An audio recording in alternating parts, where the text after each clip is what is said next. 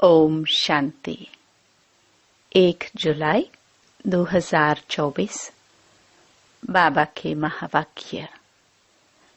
मीठे बच्चे, शांति धाम पावन आत्माओं का घर है।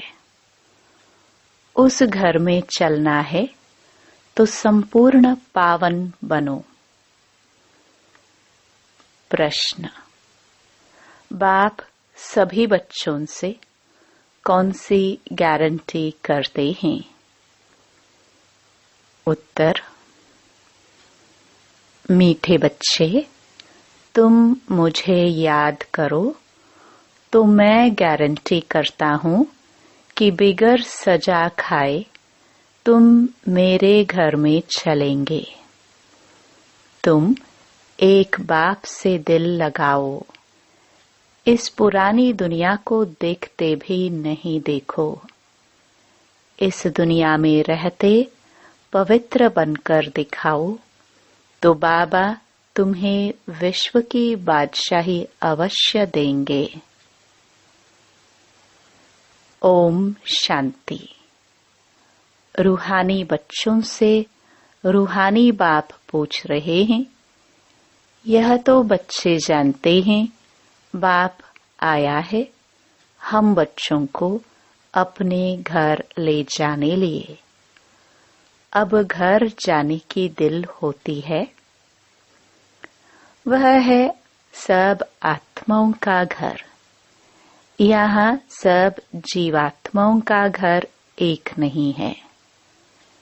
यह तो समझते हो बाप आया हुआ है। निमंत्रण पर बुलाया है बाप को। हमको घर अर्थात शांतिधाम ले चलो। अब बाप कहते हैं अपने दिल से पूछो, हे आत्माएं, तुम पतित कैसे चल सकेंगी? पावन तो जरूर बनना है। अब घर चलना है और तो कोई बात नहीं कहते। भक्ति मार्ग में तुमने इतना समय पुरुषार्थ किया है। किसके लिए? मुक्ति के लिए। तो अब बाप पूछते हैं, घर चलने का विचार है? बच्चे कहते हैं, बाबा इसके लिए ही तो इतनी भक्ति की है। यह भी जानते हो जो भी जीवात्माएं हैं सबको ले जाना है, परंतु पवित्र बनकर घर जाना है। फिर पवित्र आत्माएं ही पहले पहले आती हैं। अपवित्र आत्माएं तो घर में रह नहीं सकते। अभी जो भी करोड़ों आत्माएं हैं सबको घर जरूर जाना है। उस घर को शांति धाम व वानप्रस्थ कहा जाता है। हम आत्माओं को पावन बनकर पावन शांति धाम जाना है। बस कितनी सहज बात है। वह है पावन शांति धाम आत्माओं का। वह है पावन सुखधाम जीव आत्माओं का। यह है पतित दुखधाम जीव आत्माओं का। इसमें मूंझने की तो बात ही नहीं।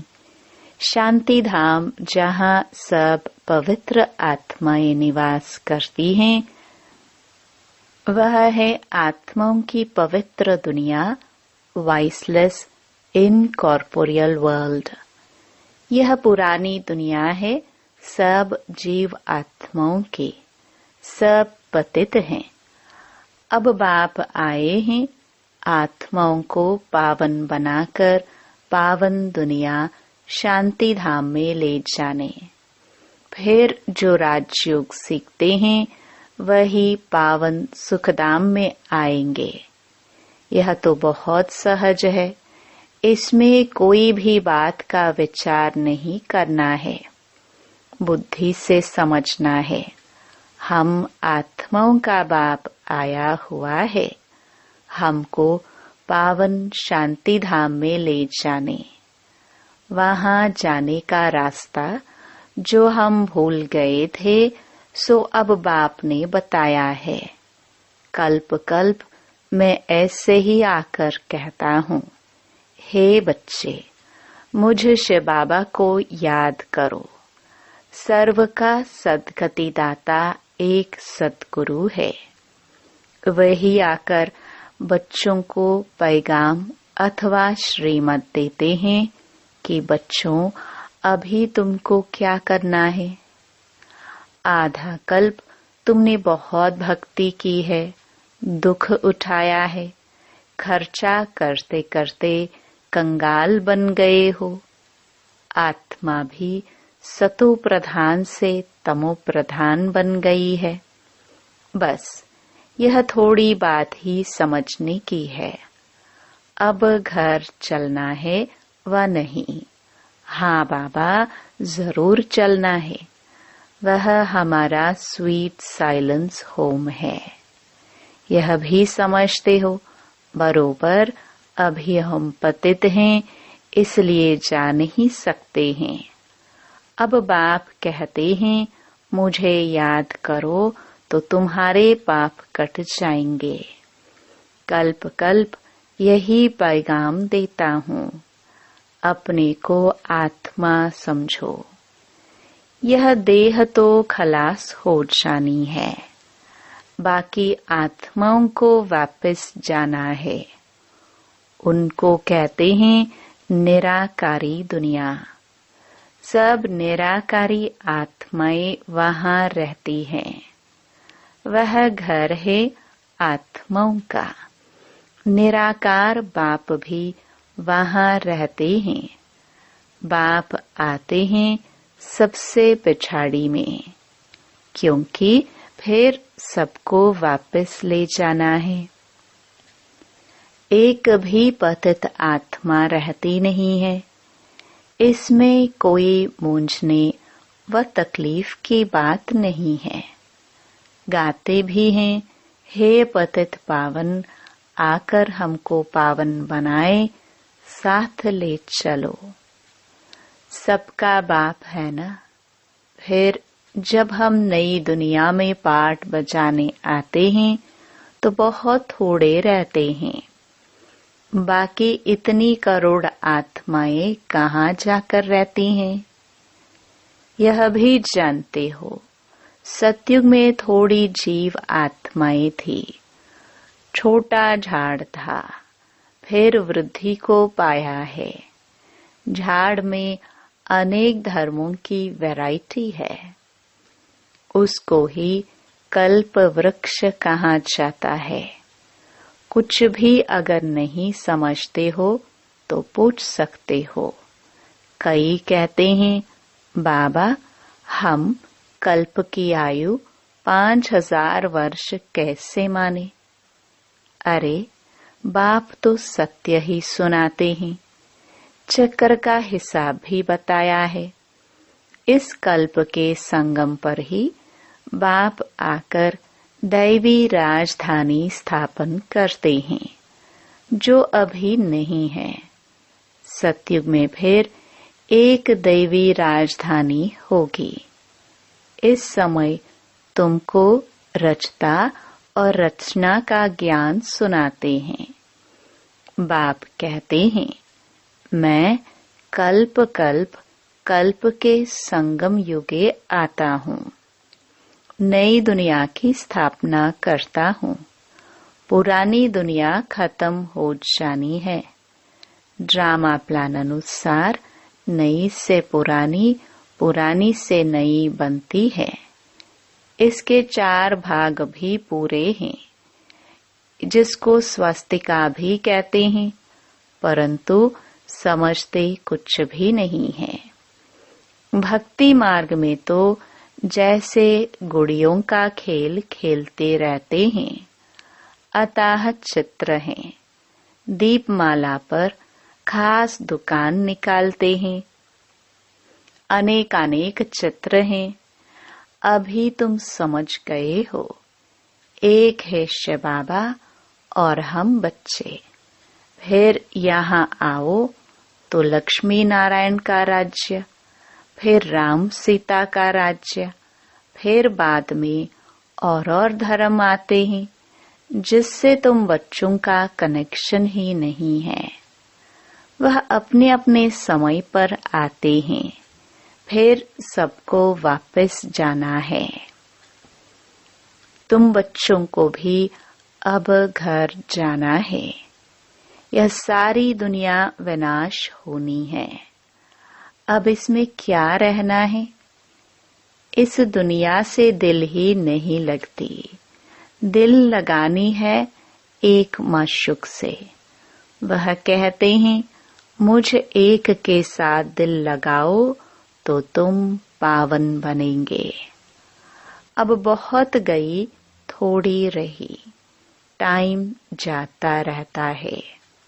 योग में नहीं रहे होंगे तो फिर अंत में वह बहुत पश्चाताप करेंगे, सजा खाएंगे, पद भी भ्रष्ट हो जाएगा। यह भी तुमको अभी मालूम पड़ा है कि अपना घर छोड़ हमको कितना समय हुआ है। घर जाने लिए ही तो माथा मारते हैं ना। बाप भी घर में ही मिलेगा, सतयुग में तो नहीं मिलेगा। मुक्ति धाम में जाने के लिए मनुष्य कितनी मेहनत करते हैं, उसको कहा जाता है भक्ति मार्ग। अभी भक्ति मार्ग खलास होना है ड्रामानुसार। अभी मैं तुमको घर ले जाने के लिए आया हूँ। जरूर ले जाऊंगा। जितना जो पावन बनेंगे उतना ऊंच पद पाएंगे। इसमें मूंझने की बात ही नहीं। बाप कहते हैं, बच्चे तुम मुझे याद करो। मैं गारंटी करता हूँ तुम बिगर सजा खाए घर चले जाएंगे। याद से तुम्हारे विकर्म विनाश होंगे। अगर याद नहीं करेंगे तो सजाएं खानी पड़ेगी, पद भी भ्रष्ट हो जाएगा। हर 5000 वर्ष बाद मैं यहीं आकर समझाता हूँ। मैं अनेक बार आया हूँ तुमको वापस ले जाने। तुम बच्चे ही हार जीत का पाठ बजाते हो, फिर मैं आता हूँ ले जाने। यह है पतित दुनिया, इसलिए गाते भी हैं पतित पावन आओ। हम विकारी पतित हैं, आकर निर्विकारी पावन बनाओ। यह है विकारी दुनिया। अभी तुम बच्चों को संपूर्ण निर्विकारी बनना है। जो पीछे आते हैं वह सजा खाकर जाते हैं, इसलिए फिर आते भी ऐसी दुनिया में हैं जहाँ 2 कलाएं कम हो जाती हैं। उनको संपूर्ण पवित्र नहीं कहेंगे, इसलिए अब पुरुषार्थ भी करना चाहिए। ऐसा न हो कि कम पद हो जाए। भल रावण राज्य नहीं है, परंतु पद तो नंबरवार है ना। आत्मा में खाद पड़ती है तो फिर उसको शरीर भी ऐसा मिलेगा। आत्मा गोल्डनेज्ड से सिल्वरेज्ड बन जाती है। चांदी की खाद आत्मा में पड़ती है, फिर दिन प्रतिदिन जास्ती छीछी खाद पड़ती है मुलम्मे की। बाप बहुत अच्छी रीति समझाते हैं। कोई नहीं समझते हैं तो हाथ उठाओ। जिसने 84 जन्मों का चक्कर लगाया है उनको ही समझाएंगे। बाप कहते हैं, इनके 84 जन्मों के अंत में मैं आकर प्रवेश करता हूँ। इनको ही फिर पहले नंबर में आना है। जो पहले था वह लास्ट में है, उनको ही पहले नंबर में जाना है। जो बहुत जन्मों के अंत में पतित बन गया है, मैं पतित पावन उनके ही शरीर में आता हूँ, उनको पावन बनाता हूँ। कितना क्लियर कर समझाता हूँ। बाप कहते हैं, मुझे याद करो तो तुम्हारे पाप भस्म होंगे। गीता का ज्ञान तो तुमने बहुत सुना और सुनाया है, परंतु उनसे भी तुमने सद्गति को नहीं पाया। बहुत सन्यासियों ने तुमको मीठे मीठे आवाज से शास्त्र सुनाए, जिस आवाज को सुनकर बड़े बड़े आदमी जाकर इकट्ठे होते हैं। कनरस है ना, भक्ति मार्ग है ही कनरस। इसमें तो बाप को याद करना है। भक्ति मार्ग अब पूरा होता है। बाप कहते हैं, मैं तुम बच्चों को ज्ञान देने आया हूँ जो कोई नहीं जानते। मैं ही ज्ञान का सागर हूँ। ज्ञान कहाँ जाता है? नॉलेज को। तुमको सब कुछ पढ़ाते हैं, 84 का चक्कर भी समझाते हैं। तुम्हारे में सारी नॉलेज है। स्थूल वतन से सूक्ष्म वतन क्रॉस कर फिर मूल वतन में जाते हो। पहले पहले है लक्ष्मी नारायण की डायनास्टी। वहां विकारी बच्चे नहीं होते, रावण राज्य ही नहीं। योग बल से सब कुछ होता है। तुमको साक्षात्कार होता है। अब बच्चा बन गर्भ महल में जाना है। खुशी से जाते हैं। यहाँ तो मनुष्य कितना रोते चिल्लाते हैं। यहाँ तो गर्भ जेल में जाते हैं ना।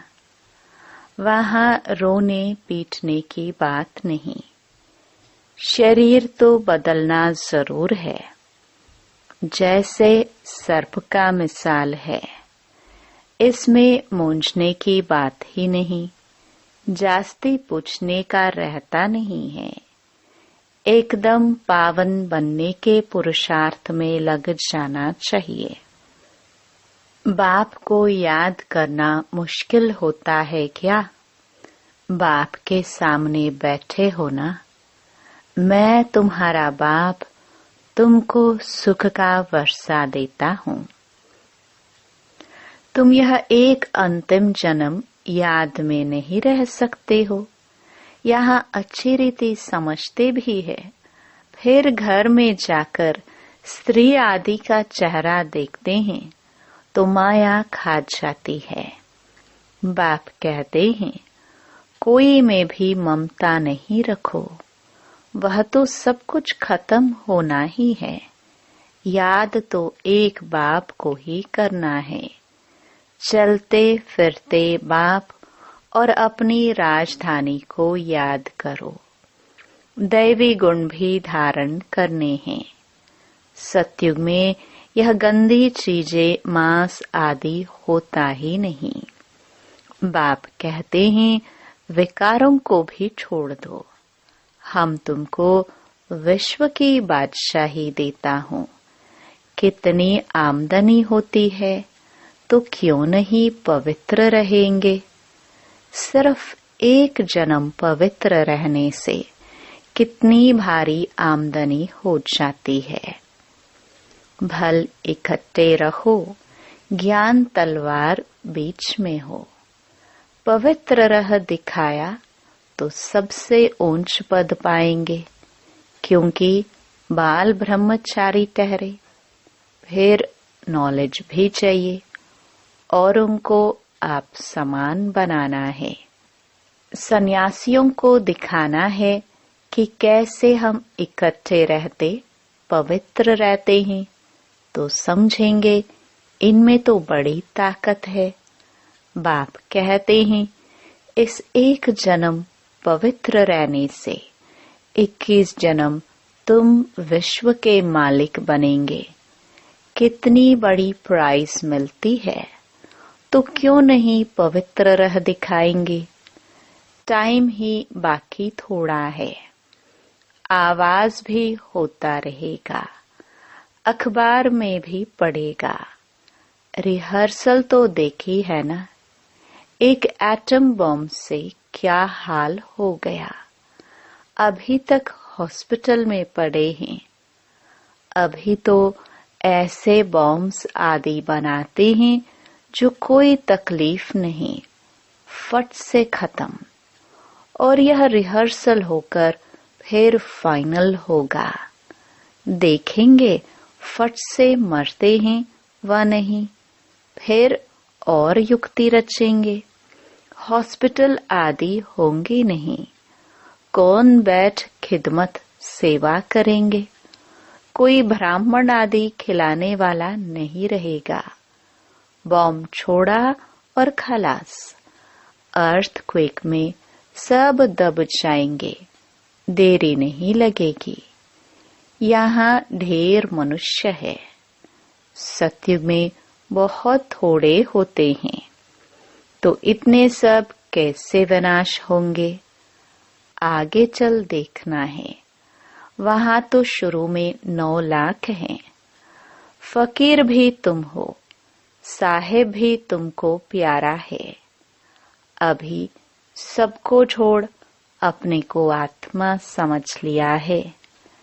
ऐसे फकीरों को बाप प्यारा लगता है। सतयुग में बहुत छोटा सा झाड़ होगा। बातें तो बहुत समझाते हैं। जो भी एक्टर्स है सब आत्माएं अविनाशी है। अपना अपना पार्ट बजाने आते हैं। कल्प कल्प तुम ही आकर बाप से स्टूडेंट बन पढ़ते हो। जानते हो बाबा हमको पवित्र बनाकर साथ ले जाएंगे। बाबा भी ड्रामानुसार बंधाईमान है। सबको वापस जरूर ले जाएंगे। इसलिए नाम ही है पांडव सेना। तुम पांडव क्या कर रहे हो? तुम बाप से राज्य भाग्य ले रहे हो। हूबहू कल्प पहले मिसल, नंबरवार पुरुषार्थ अनुसार। अच्छा, मीठे मीठे सिखिलदे बच्चों प्रति माता पिता बाप दादा का याद प्यार और गुड मॉर्निंग। रूहानी बाप की रूहानी बच्चों को नमस्ते। धारणा के लिए मुख्य सार। पहला, बाप का प्यारा बनने के लिए पूरा फकीर बनना है। देह को भी भूल स्वयं को आत्मा समझना ही फकीर बनना है। बाप से बड़े ते बड़ी प्राइज लेने के लिए संपूर्ण पावन बनकर दिखाना है। दूसरा, वापस घर जाना है, इसलिए पुरानी दुनिया से दिल नहीं लगानी है। एक माशूक से ही दिल लगानी है। बाप और राजधानी को याद करना है। वरदान। ब्राह्मण जीवन में सदा चीयरफुल और केयरफुल मूड में रहने वाले कंबाइंड रूपधारी भव। यदि किसी भी परिस्थिति में प्रसन्नता की मूड परिवर्तन होती है तो उसे सदा काल की प्रसन्नता नहीं कहेंगे। ब्राह्मण जीवन में सदा चीयरफुल और केयरफुल मूड हो। मूड बदलनी नहीं चाहिए। जब मूड बदलती है तो कहते हैं मुझे तो एकांत चाहिए, आज मेरा मूड ऐसा है। मूड बदलती तब है जब अकेले होते हो। सदा कंबाइंड रूप में रहो तो मूड नहीं बदलेगी। स्लोगन। कोई भी उत्सव मनाना अर्थात याद और सेवा के उत्साह में रहना। ओम शांति।